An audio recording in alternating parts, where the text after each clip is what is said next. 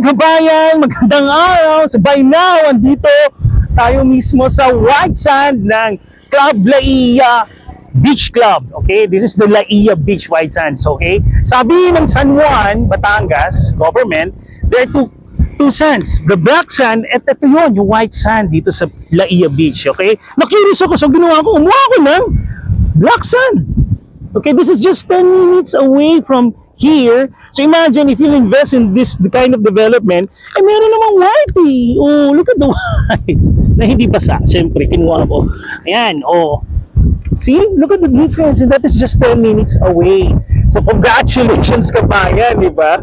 So you got a condominium, beachfront condominium. Next time, I know, lote naman yung sa Premier District for your bed and breakfast.